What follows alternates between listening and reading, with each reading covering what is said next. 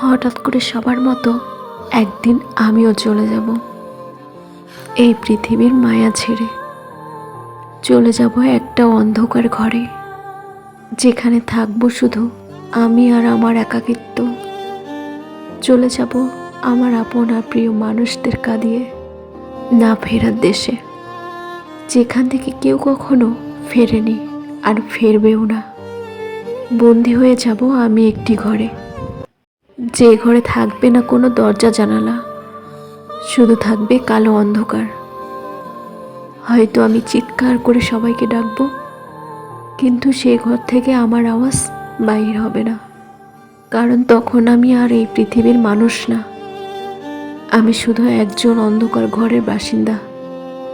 তখন আমার সব কিছু সীমাবদ্ধ হয়ে যাবে।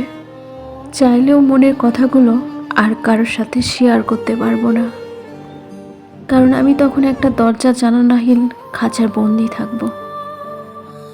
এটাই সত্যি, আমিও একদিন চলে যাব সবাইকে কাঁদিয়ে। রয়ে যাবে হয়তো আমার কিছু স্মৃতি, আর সেই স্মৃতিগুলোর মাঝে কেউ খুঁজবে আমাকে, কেউ বা ঘৃণা করে দূরে ঠেলে দিবে আমায়।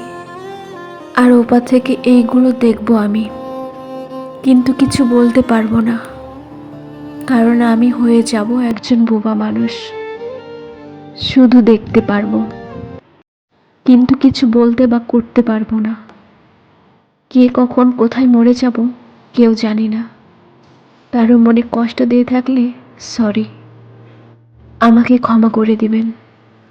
মানুষ বলতেই ভুল হয়, ক্ষমা না করলে মরে গেলেও শান্তি পাবো না।